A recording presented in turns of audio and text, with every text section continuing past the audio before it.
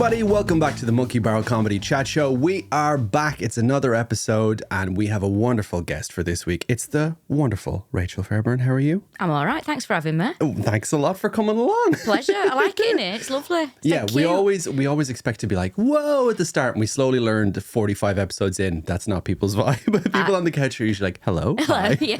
I used to start with, welcome our guest. Yeah. Hi there, yeah. Very right. welcome. How are you doing? How's your day? Right. Day's been all right. I came over from Glasgow. I popped over to City Cafe. I'm going back on the sleeper train tonight. Do you like City Cafe?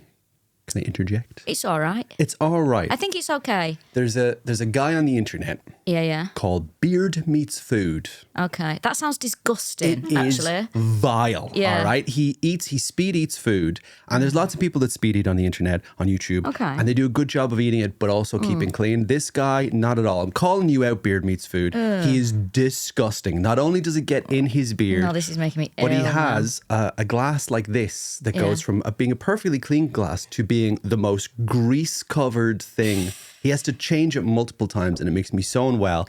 And he did one of the food challenges in City Bar Cafe. They have a thing called the Unbeatable Burger, and it's this size, this height, and it is horrendous. Did he finish it? He finished it, but Wow. my God, what a mess he made. Do you He know finished it and then immediately broke up with his wife right afterwards, which is some deep lore that maybe I shouldn't be sharing. I did watch that episode, and then the very next one he's like, "I'm not with my wife anymore." I'm like, I'm not surprised. A giant burger. Do you think his wife just went, I've had enough of this. I can't. You can see at the end of the video, Monkey Barrel Comedy is in the background. You can see that she's just like, I'm done, man. I'm done. I can't. Oh, my God. Yeah. I mean, you can't ever get rid of the beard because it's beard meets food. It's disgusting. It can't be beard meets food in parentheses Stop minus saying beard. it. It's actually making me bile ducts active. It's horrible. My God. Oh, God. Oh, goodness. So, how did you get started in comedy? Can we go all the way back to the start? All the way back. Well, I actually did a show about this, and We'll just link directly to that. Just check it out yourself, folks. yeah, just go and see that. Well, I started in 2007, which is a very long time ago now, but I did have a couple of breaks in between. Mm-hmm. But the reason I started was because I used to be incredibly shy, still am to a certain degree. And the one thing I used to do was I used to love writing little funny stories for my mum, you know, like, not in a showy off way, but I'd write little funny scenarios and like sketches. little sketches. Yeah. That's it. And I Or, used to or love as older people call them, they call them skits. Skits, They little love skits. saying skits. How are your little skits Yeah, going? why do you put that in one of your skits? So I started writing little things to make my mum laugh and my grandparents.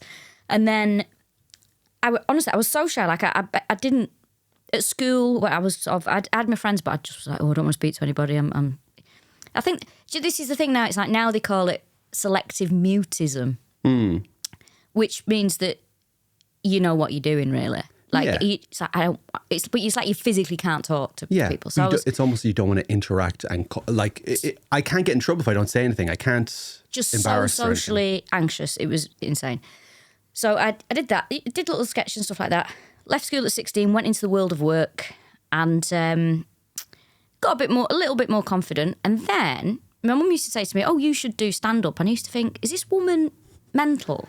Because I don't really speak to anyone. It takes me ages to feel confident with people. It takes me ages to talk to people. Why on earth would I want to do stand up? Because I used to watch loads of comedy as well. Yeah. And then a few years after, she kept saying it, and then I noticed in my local paper in Manchester, there was an advert for a comedy course funded by the Labour Party as part of their New Deal for communities. And Gordon Brown was the Prime Minister at the time. Oh, my God.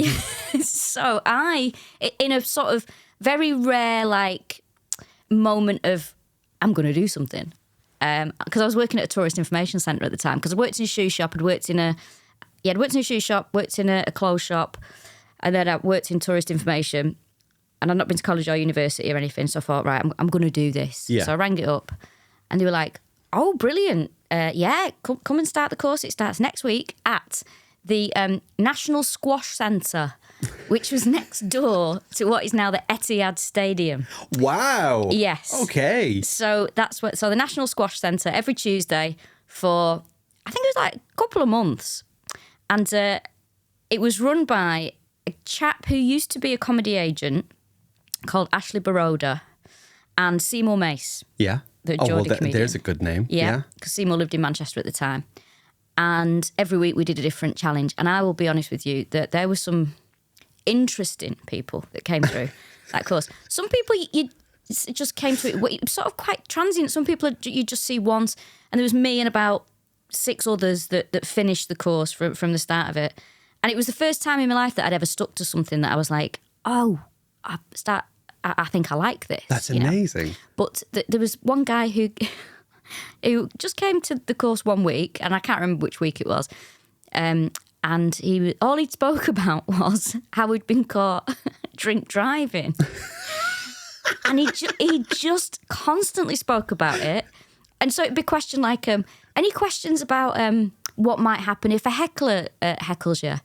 Yeah, I mean, because I was caught drink driving, do you think, and it was like, what, is it, does this guy think this is an AA meeting? Is this... Do you think he had like a court mandated thing where it's like, you have to tell people in your local area you're a dangerous driver? And he's like, this counts. I cannot think what it could have been. But there was him, and then there was a lovely guy who was like a mobile DJ.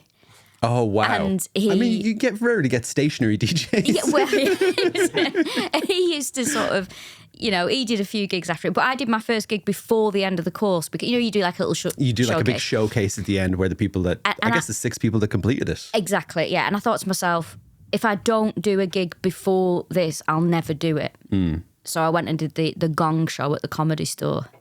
And I lasted for 3 minutes and 3.5 minutes. That's pretty good. Yeah. Especially if that's like, that was your first probably gig. That was your first kind of big. First wow. ever, yeah. That's probably dump yourself in at the end. That's like an immersion experience. And then you come out. Absolutely. That must have felt like nothing when you went back to the 6 people show. Well, it was lovely when we did, because we did it at the Comedy Store in Manchester. And it was just a nice show with your friends and family. Yeah. But I think I knew deep down that if I did that first show and it was in front of my friends, people we all knew and it was all very supportive.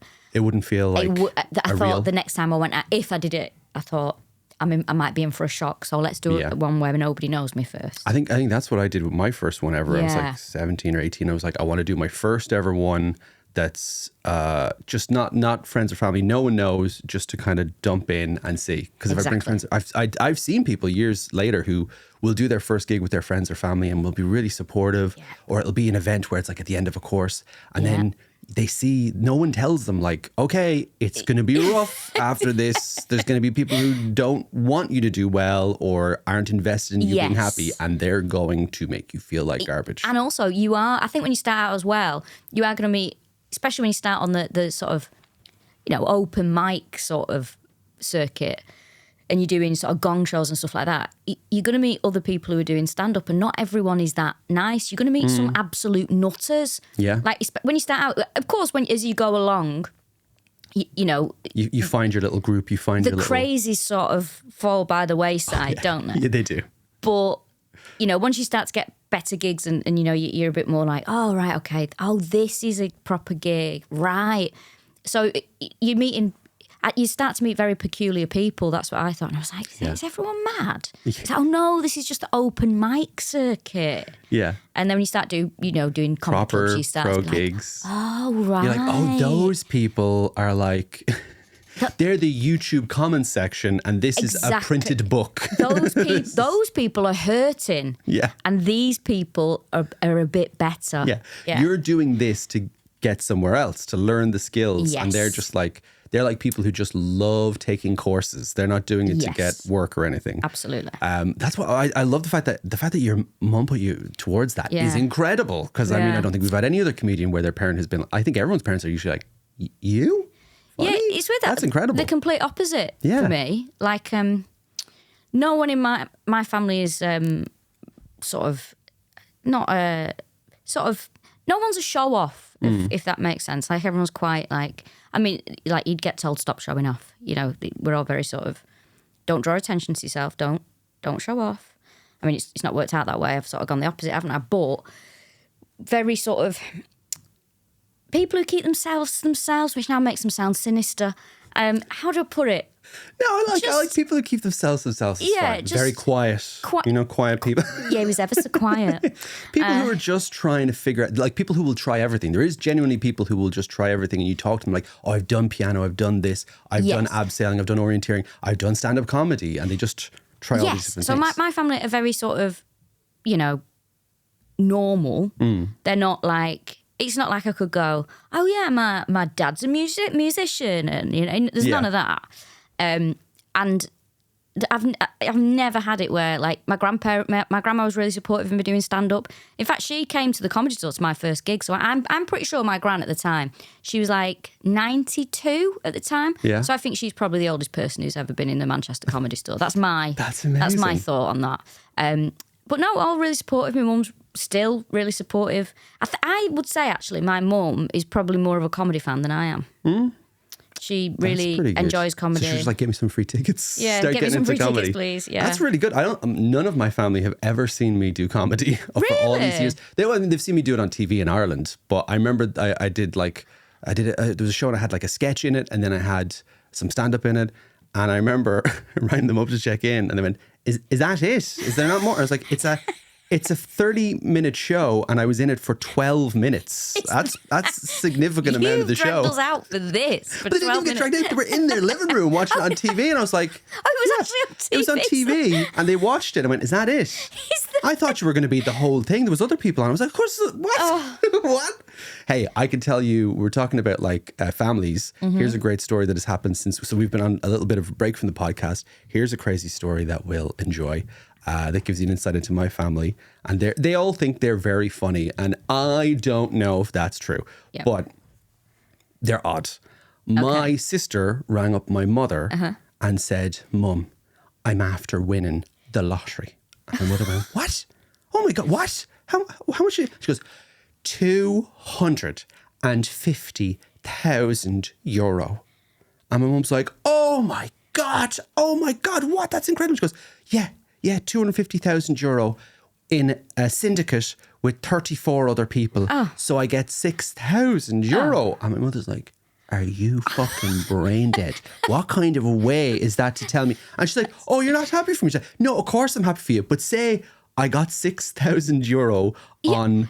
And then we go, oh, great. And then you go, and it's as part of a syndicate that won 250,000. Tell it that way. Tell it that way, don't exactly. Don't start with an amount of money that is life-changing. Yeah, don't. And then bring it down to an amount of money that is, let's be honest, 2 nice holidays, maybe. Oh, my God. I mean, there you go. The build-up is better than the punchline there, isn't it? Like, oh, my God. Oh, God. Yeah, I honestly, like, that is...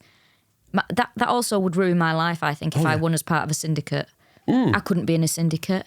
They'd been playing the game for 12 years before they won. But what about these people? So if you're in a syndicate, surely people must put the numbers on themselves as well. Yeah. Oh, I think so, for sure. And then if they win, they're like, I'm going to sneak a bit on the side. Yeah, I mean... Surely. I couldn't trust anybody. It's like when people give out scratch cards as like a little party favour. I'm at a wedding, I'm thinking... If I had a party and I gave people... And somebody won on it, my life would be over. Yeah. I couldn't... You'd also get some of the money. Surely they'd be like, here's 10 grand for you. You are too trusting of people. That is true. Too much of a nice guy. People are horrible. I sometimes watch that clip where, you ever seen the clip, was it Jasper Carrot hosted a show called Golden Balls? Where you would have a ball and it would say, you would have one that says steal and one that says share. And if at the end of the show, both people picked share, they'd share the money. Yeah. But if one person picked steal, they get all the money. And if they both pick steal, nobody gets the money.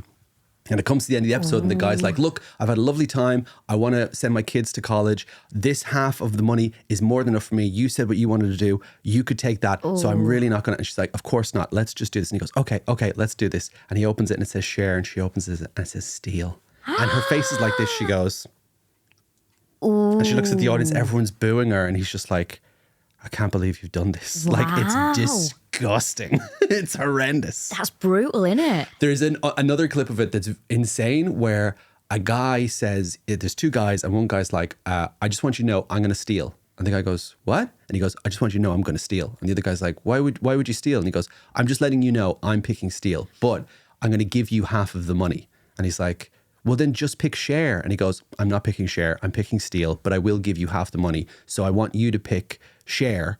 I'll get the money because if you pick steal, we're going to get nothing.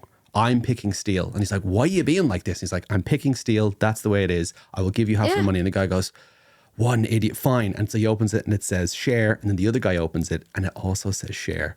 That was his way of guaranteeing the other guy would share. That was his little, he'd figured it out in a logical way. And what's great is they couldn't do the show after that because they realized everyone could just do that. Everyone's going to do that. You could see Jasper Carrot watching going, shit, I'm out of work. I thought I was going to be doing this for the next 30 years. That's me done. But the thing with my sister is she was part of, they called them like because in Ireland, Primark is called pennies. I'm doxing my sister right now. And they were called the pennies winners or the penny lotto girls. Okay. And she was on the news and it was like, it was 40 women. And I go, oh God, don't let my sister be in it. And immediately they give her a bottle of champagne and she pops it and sprays it all over her and starts going, I was like, yeah, that's my family. What did she spend it on? I haven't found it. I think she's still got it. I think she's still figuring it. It's only like last week. So oh my very, God, very it's that new. Oh, it's that new. Oh, I don't hold stuff back. Oh, wow. Yeah, maybe I'll find the clip for you. And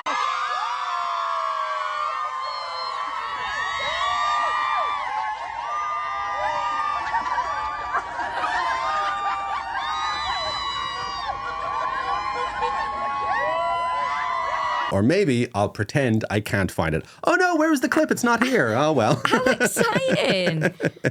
So we like to get to know our guests a little bit and get to know them. And then we like to make them a little bit uncomfortable by doing an Instagram deep dive. We have a post from your past. Oh it's my the God, no. social media time machine. Oh, this is Let's horrible. Bring up, I don't it like is horrible. this. Let's bring up this post. Oh, I know a lot of these exactly pictures what get this deleted. Is. This was the start of lockdown. And all of these come from lockdown. And usually they get deleted right after we show them on here. Oh my God, yeah. I remember this. 23rd of March, 2020. Wow. Anyone else? So weird times. Anyone else reverted back to their safe space? I have. 1997. Wasn't even old enough to drink then. So for the people who might be listening to the audio of this, it's you at home in a.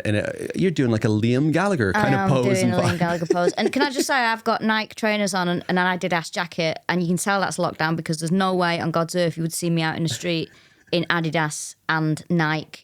You got to have everything matching, top to toe. Either it's all Nike or all Adidas. So you can't mix brands. It's very difficult because obviously there's brand wars. People will come out. They'll pull the shoes off you. Yeah, listen, I just can't.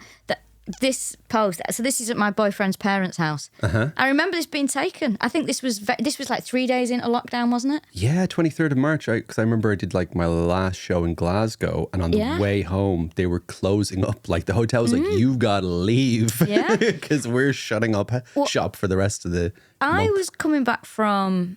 I went to Japan. Oh wow! And in fact, that's where I got those lovely trainers from. I've still got them. I remember we'd sort of been in Japan, and it was all the talk of, it was starting to be on the news and stuff like that, and COVID, and I'm still thinking, oh, this is all a bit, Yeah. Anyway, the moment I thought, oh, flipping heck, this is a real thing. Coming back from Japan, we're in the airport, and they put everybody in the first class lounge. Oh. And I say everybody, on the entire plane, there was about 14 people. Oh, wow. So I was like, oh, this doesn't feel right. Yeah, something is going on here. And then I got back to London, and then a couple of days later, it was like, we're done. Boris Johnson's behind the desk, like you. Oh, yeah.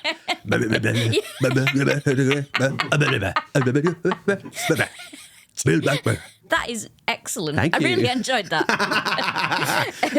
Every one of these, I discover there's a character I've never done an impression of before. I go, oh, okay. Such hidden talent. But this picture, first of all, someone did say as well that I looked like. Do you remember Honey G that was on the X Factor? Oh, kind of. Yeah, someone said I looked like that, and I sort of had a bit of a sense of humour about it at the time, and then I was a bit pissed off. It's always weird when people tell you they look like. I think one of the weirdest things is when people come up to you after a show and they go, "Oh, you look like my friend," and then they show you a picture, and it's never. Yeah, and it's a sea monster. Good. It's never good. And you're like, oh, great, yeah. This is really interesting that you've said that. There was a woman who came to one of my shows years ago, and I never met her in person, but she kept bombarding me with a message saying that, oh my God, everyone thinks that we're twins, like we look so alike, we look nothing like each other. And then she wouldn't leave it. And I was like, she kept sending me pictures, and I'm like, we look nothing alike. And I said to other people, I was like, does this woman look like? And people were like, absolutely not, no. Yeah. And then her husband messaged me asking, oh, hi, have you got any gigs coming from Manchester? I was like, oh, nothing in a minute, but if you go to this website or whatever. Yeah, by the way, you look like my wife. I was like, why is she getting all these people to do this? God. She was so intent on, but I just couldn't, there was no. When people say that to you, it's always, I don't know what your reaction is supposed to be. Are you supposed to give a thumbs up? If you're supposed to go, oh my God, I'm on the phone with my mother right now. We might be related. It's so weird, isn't it? It's so odd.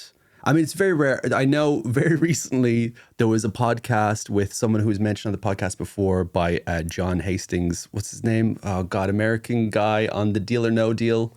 I forget his fucking name, but he's a podcast in America, and he had Bill Burr on, and then a while later he had Billy Corgan on from the Smashing Pumpkins. I saw that clip, and they found out that they were brothers. I thought that was awful what they did to Bill Burr. So awful. Oh my God. And you could see he was very like not on board. Because he was like, I've told you not to, I don't want anything to do with this. Don't tell anyone that story. I thought that was terrible what they did to him. But then at the same token, here's my sister, everybody. Come on in. She's livid at me. What are you telling everyone about my money for? That's my money. Howie Mandel, that's it. Howie Mandel. And everyone who watches this podcast was giving me hassle because I couldn't remember the name Howie Mandel. I kept saying Maui Handle. Maui Handle. Huey Bandel, whatever his name is. We got there. That was awful. Yeah, I couldn't thought believe it was really it. bad, but when they all left and they were chatting together, I was like, this is the most Irish, like two men who are just like, then they start talking about how much they hate Howie. And they're like, oh, yeah, I see it. They are brothers. It's so weird. I felt really sorry for him with that. It was really weird. Oh, it's such a weird thing. And of course, I'm sure he got loads of views for it. But don't do that to somebody. Terrible. It's also very weird to think two huge celebrities are related. It's mad, yeah. The whole thing's bizarre, isn't it? Yeah. But here comes the lady that looks like you. And we've done a DNA test. I went, oh my God, then. She looks nothing like you. She looks like Bill Burr. What's going on? Yes, it's the sister of Bill Burr.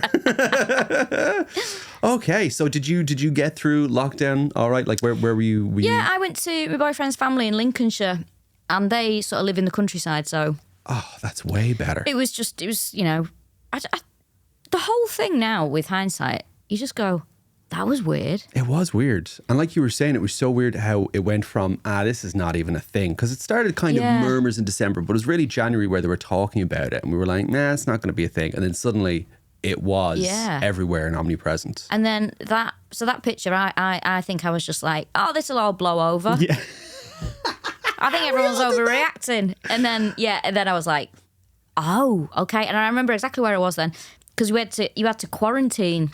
So if you'd gone to someone, so we went to Tim's parents' house, so they stayed in the main bit of the house and we stayed up in the higher up bit, and we had to stay up there, use the other door to leave. It was insane when you think about it, wasn't it? Do you remember wiping down your shopping? Yeah. You buy the shopping, you wipe it down. The shopping. And then one day they just went, you don't have to worry about that anymore. And we're like, oh, okay. Oh, we don't have to wash our shopping anymore. Do we still have to sing Happy Birthday or the first two parts of Mr. Brightside when we wash our hands? Those are the only two choices. I honestly, listen, I couldn't, even though it came and it went and it's done, I couldn't go through that again. No, it was a lot. It was a lot. When with hindsight, you go, fuck. Yeah. It did damage to all of us. We don't realise it. Yeah, I don't think we know just yet I think in a couple of years, collectively, we might all go, ah. Yeah. I mean, I think we're seeing it right now. It does kind of feel like before that, the world was a little bit normal. And since then, it's like, are we in real life? I think people's manners have got worse. I think everyone's ruder. Yes. I think people are more selfish. Yeah. It's very, I actually had this optimism where I was like, oh, maybe this is going to change things for the better. Maybe people are actually going to be more tolerant. Yeah. You know, maybe people are going to be a bit nicer. We can work together on a worldwide scale. And no. I remember watching the first like little kind of lockdown, that little section where everyone just stayed at home. We're like, hey, this is good. Oh, we're all doing our stuff at home. We're all figuring it out and we're doing good.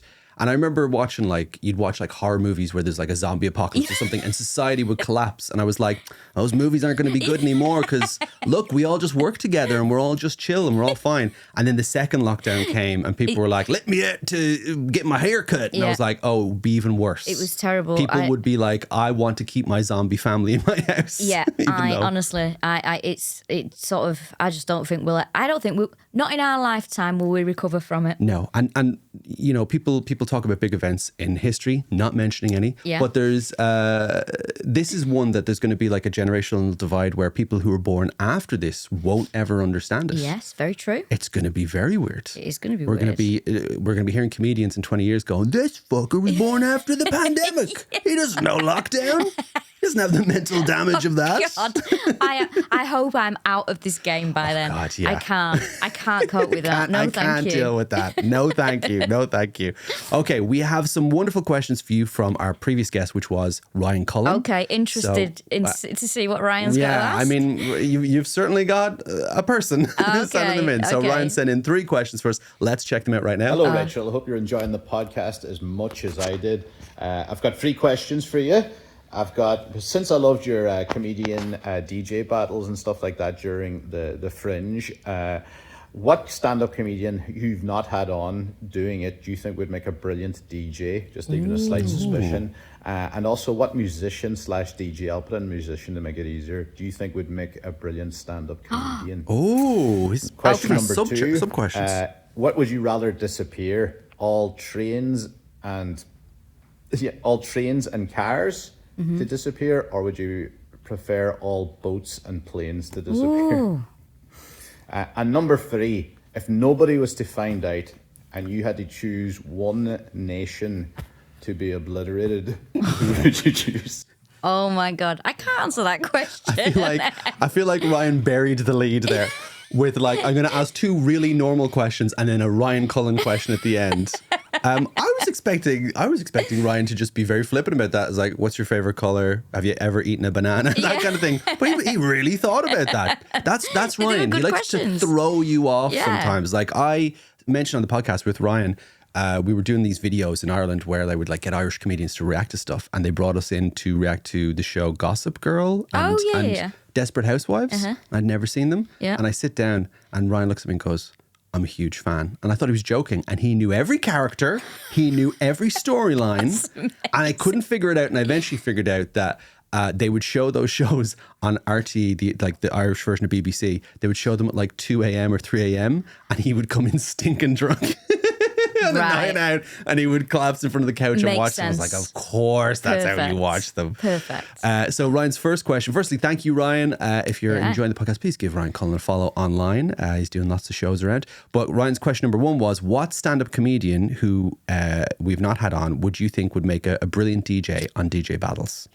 Which stand-up comedian would make a good DJ? So it's one that you haven't had on yet. See, that's so...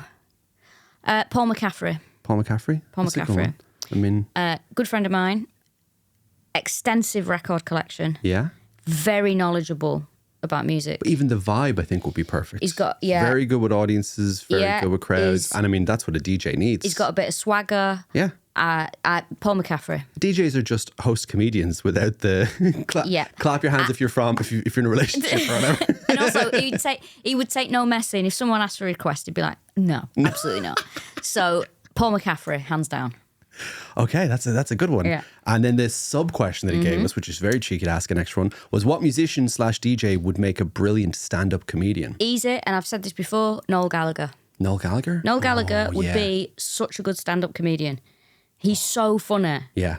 He's hilarious. He's got a really sort of... He's got a good vibe. He's got a good vibe. He's...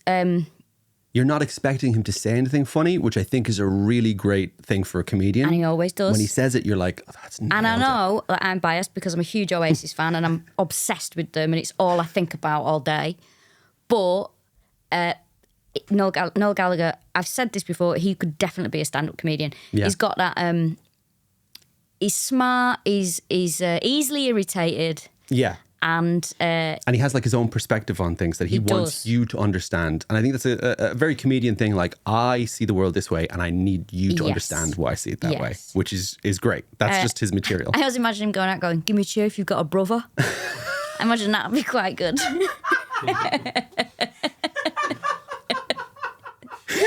So he would definitely be a brilliant stand-up comedian. That would be it. That would be so great.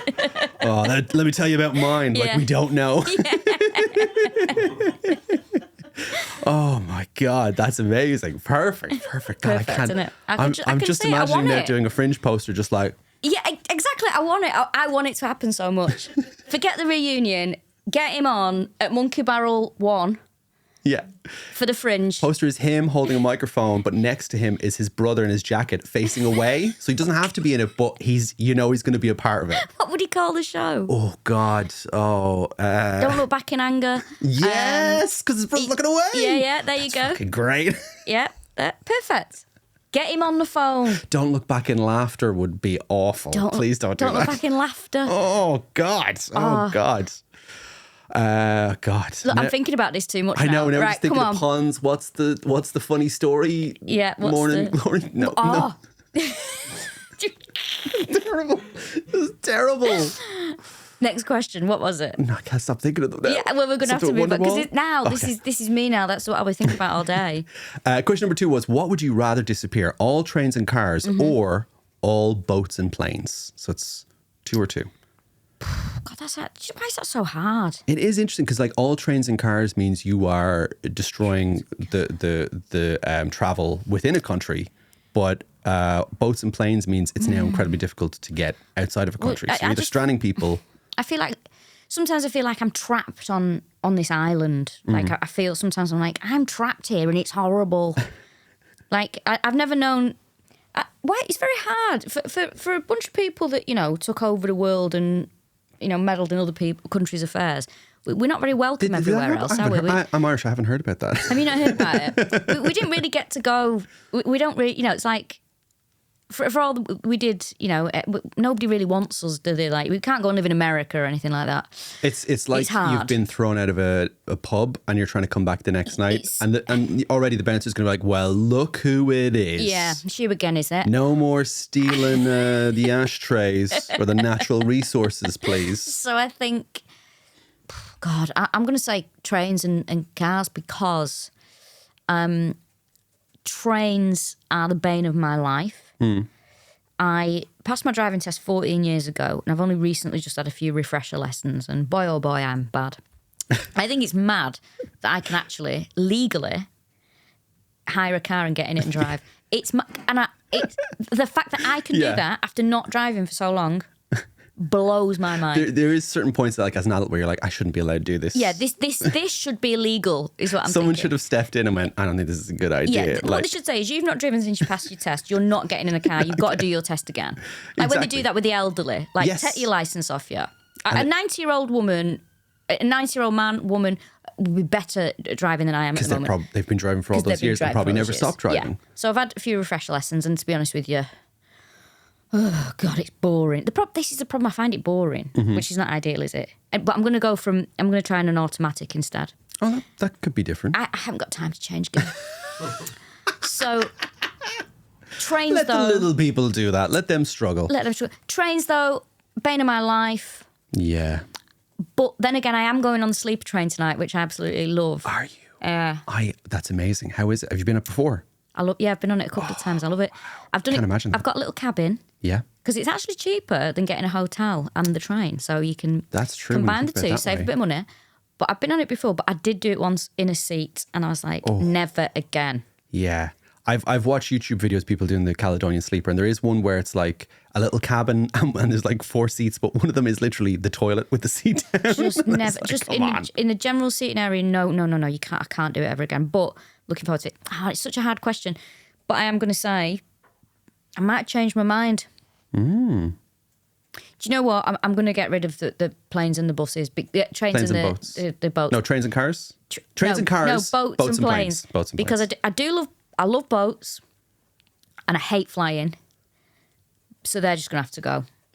I've stranded myself. You've stranded yourself, but you can get everywhere very easy. Yeah. And there's going to be a lot more money put into that infrastructure now that you can't fly anywhere else. Absolutely. And you know what? The UK tourism is about to boom. Yeah, absolutely. And Ireland, you can swim to Ireland. You can swim to Ireland. You can still. I bet you Someone could will swim. build a bridge. That's a good Wasn't point. the talk of that? Have I imagined There was that talk to of that. Belfast. There was a link between, was it Belfast and somewhere in Scotland that was very close to that. I forget, it was like a little town. That was it. Yeah. And they couldn't do it because, unfortunately, after World War II, England decided to dump all of the leftover munitions into a big trench between those two places. wow. So the world's largest amount of leftover munitions are at the bottom of the ocean, Bloody hell. waiting to explode. I think it was one of Boris Johnson's sort of things that he was obsessed with doing, wasn't It was a very Trump thing where he was like, I'm going to come Boris up with an was- insane idea. He was obsessed with it, yeah. There you go, That's what I wanted. I wanted that again, and he did it. I could tell.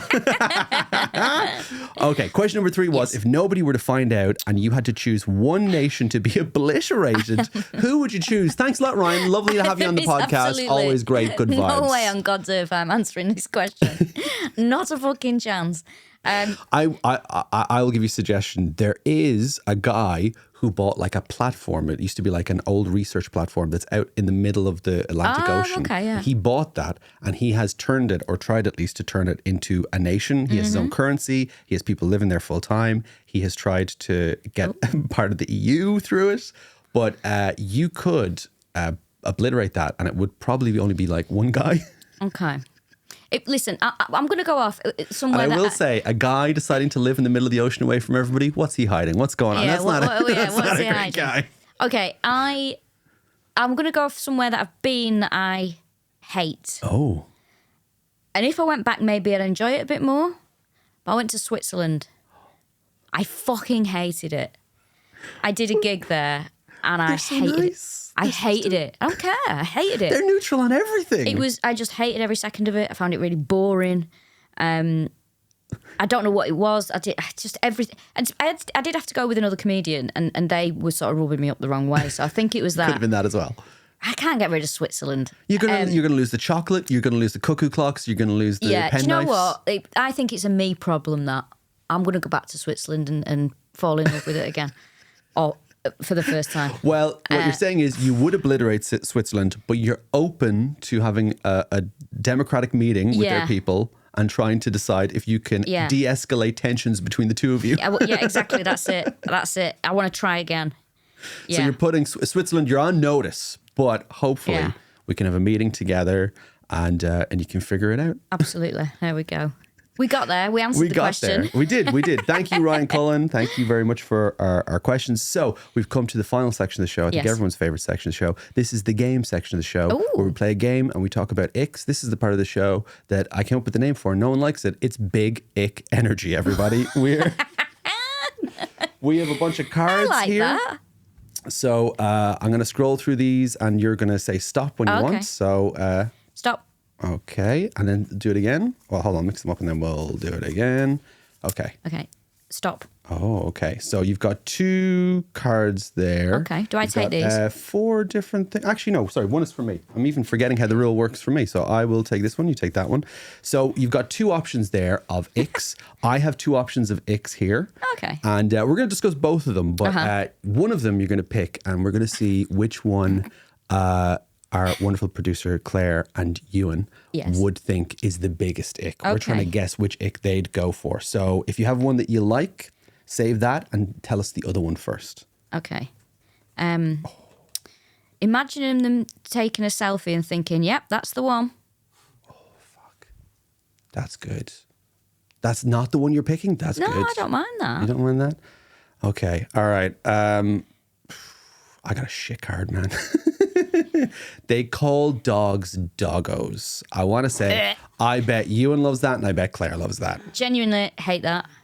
Claire, do you like it? I think I do it. She does it. There Oh, you no. go. That's Oh, how I know, Claire. everybody. She does Claire. it. Okay, come on, Claire. Ewan, do you you're not a fan of that? Oh, shit. All right. All right, the one you're going to go for, your ick that you're presenting to the Council of Ick. Seeing them run after a stray ping pong ball. Oh. Absolutely I'm done. lowering themselves. I'm done. I keep Lowering losing, themselves. man. Mine's shit. Mine is they blow on their food before every single mouthful. No. That is a bit annoying. It's an ick and it's annoying. It's annoying. Especially if it's not hot. They're eating cereal going... That though, yeah, seeing someone run after a stray ping pong ball, it's like, all right, mate. Yeah, because you know they'll do that because it like bounces around so much like. Yeah, do you know what it is? It's the mixture of panic and keenness that I don't like. Yeah, that's horrible. We had one before, which was somebody running for the train, then getting on the train, and then the doors don't close for another 2 minutes. Oh no! That's God, gotta hurt. I'd have to kill myself if that happened to me. I couldn't cope with that. Could not cope with that. So Claire and Ewan, I'm guessing you're going to go with. Yeah, I've lost again, everybody. We're keeping score. I lose every goddamn episode. I'm a walking ick, but I can't win the game. The biggest ick of all. Well, thank you so much, Rachel. This is the part of the show where we're going to let you plug stuff that you've got coming up. So I'll give you a minute to think about that, and we'll just plug the podcast. If you're enjoying the show, please, of course, subscribe to the Monkey Barrel Comedy YouTube channel. That's the best way to find out about latest episodes of this podcast and all the other podcasts coming out. If you'd like to see me performing, I'm here every Saturday hosting the 5 p.m. show at Monkey Barrel Comedy. I'm also performing at the Glasgow International Comedy Festival on the 30th of March at 3 p.m. doing my new show, Sugar Daddy, that's about my diabetes. That I just found out I have. It's called Sugar Daddy. Very silly show. And of course, if you want to see me on Twitch, I'm on twitch.tv/Fox Comedy every Sunday to Thursday, 10:30 p.m. till 8. Rachel, what do you got? I am on tour at the moment. I'll be all over the place until April, I believe. I also Not Switzerland. Not Switzerland. I do a podcast with Paul McCaffrey. Yes. Who'd make a very good DJ. Oh. It's called Glad Rags, and it's about, we get a guest on and they talk about their perfect night out. So have a listen to that. That's great. Yeah. We constantly have people on telling us about their podcast. And we're like, that's such a better theme than ours, where ours seems to just be people admitting to crimes. And yours this week was obliterating the nation of Switzerland. Absolutely. I can't take it back now, can I? Yeah. Well, thank you very much, Rachel, for being on the podcast. You're Thank a you. wonderful, wonderful guest. And for you at home, thank you very much for watching. As always, we love and appreciate you. And please keep supporting the show, leaving those comments. And for myself and from Rachel and our wonderful team of Ewan and Claire, we'll see you again on the next one. Bye-bye. Oh, nice. Lovely work there. That was nice, wasn't it? Keep that in. There's something hiding under the ice, imitation of a sound. There's something standing behind the door. Would you like